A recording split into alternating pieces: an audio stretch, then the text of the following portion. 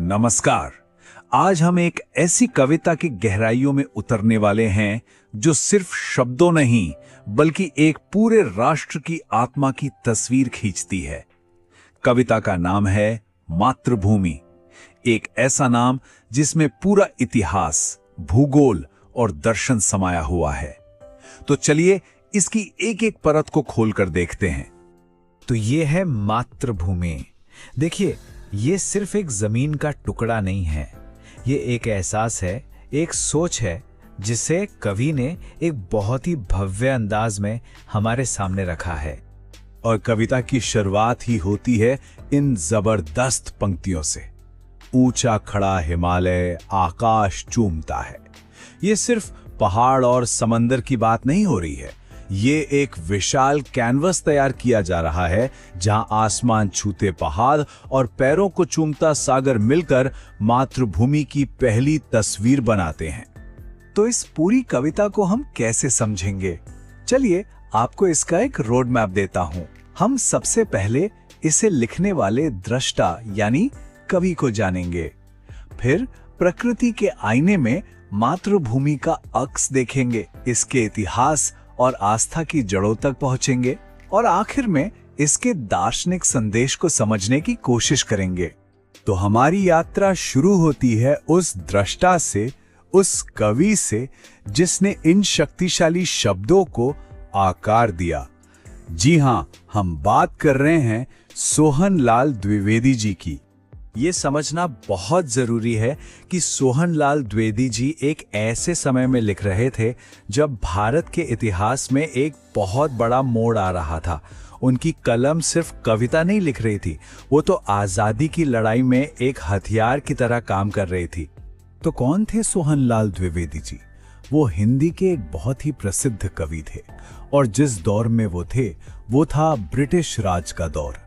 उन्होंने अपनी लिखाई को, अपनी कलम को अंग्रेजी हुकूमत के खिलाफ एक आवाज बनाया।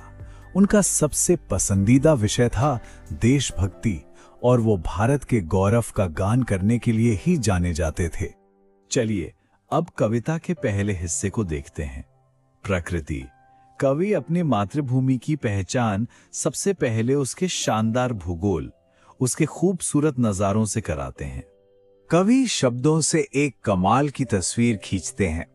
ऊंचे ऊंचे हिमालय से लेकर पहाड़ों से गिरते झरने और झाड़ियों में चहकती चिड़ियों तक हर चीज में एक जान है, एक जीवंतता है। और फिर बात आती है नदियों की, जो किसी भी देश की जीवन रेखा होती हैं। और यहाँ एक बहुत ही खास शब्द का इस्तेमाल हुआ है, त्रिवेणी। तो ये त्रिवेणी क्या है? त्रिवेणी का मतलब है 3 नदियों का संगम। ये एक बहुत ही पवित्र जगह मानी जाती है। मतलब ये सिर्फ पानी का मिलन नहीं है, ये हमारी आस्था का भी संगम है। और ये जमीन सिर्फ सुंदर ही नहीं है, कवि इसे और भी ऊंचा दर्जा देते हैं। वो इसे पुण्य भूमि कहते हैं, यानी नेकी और अच्छे कर्मों की भूमि, और स्वर्ण भूमि यानी समृद्धि और खुशहाली की भूमि। अब आता है सबसे दिलचस्प हिस्सा, ये कि कैसे कवि इस जमीन की कहानी को यहाँ के महानायकों और पौराणिक कथाओं से जोड़ते हैं। इन पंक्तियों को सुनिए। यहाँ कवि इस भूमि को जिंदा कर रहे हैं। वो बता रहे हैं कि ये सिर्फ मिट्टी और पत्थर नहीं है, ये वो जगह है जहाँ राम और सीता ने जन्म लिया, जहाँ श्री कृष्ण ने गीता का उपदेश दिया। तो इन पंक्तियों में किन किन का जिक्र है? देखिए, रघुपति यानी श्री राम, जनक पुत्री सीता, वसुदेव के पुत्र श्री कृष्ण और बौद्ध धर्म को दुनिया तक पहुंचाने वाले गौतम बुद्ध। ये सिर्फ नाम नहीं है, ये इस भूमि के नैतिक और आध्यात्मिक स्तंभ हैं। तो हमने प्रकृति देख ली, इतिहास देख लिया। अब कविता एक और गहरे लेवल पर जाती है, फिलॉसफी यानी दर्शन की तरफ। इन शब्दों को देखिए, धर्म भूमि और कर्म भूमि। इसका मतलब क्या है? इसका मतलब है कि ये सिर्फ रहने की जगह नहीं है, ये सही आचरण और कर्तव्य निभाने की जगह है। ये कर्म करने का मैदान है। लेकिन यहाँ एक बहुत बड़ा सवाल उठता है। एक ही जमीन, एक ही देश, युद्ध और शांति का प्रतीक एक साथ कैसे हो सकता है? ये विरोधाभासी नहीं लगता? और यही कवि की खूबी दिखती है। वो दो बिल्कुल अलग लगने वाले आइडियाज को एक साथ रखते हैं। वो कहते हैं कि यही भूमि युद्ध भूमि भी है, जहां महाभारत में न्याय के लिए युद्ध हुआ और गीता का संदेश दिया गया। और यही भूमि बुद्ध भूमि भी है, जहां गौतम बुद्ध ने दुनिया को शांति और करुणा का रास्ता दिखाया। तो इन सब बातों का निचोड़ क्या है? प्रकृति, इतिहास, दर्शन, ये सब मिलकर हमें अपनी मातृभूमि के बारे में क्या बताते हैं? और इन सबके बीच एक लाइन बार बार लौट कर आती है, वो जन्मभूमि मेरी, वो मातृभूमि मेरी।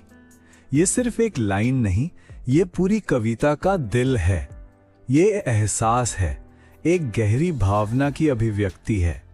तो संक्षेप में कविता के हिसाब से मातृभूमि क्या है? वो सिर्फ एक नक्शा नहीं है, वो प्रकृति, हमारी कहानियों और हमारे आदर्शों का एक जीता जागता संगम है। तो आखिर में एक सवाल पर सोचते हैं। ये कविता तो काफी पहले लिखी गई थी, एक अलग दौर में, आज भी इतनी जरूरी क्यों लगती है?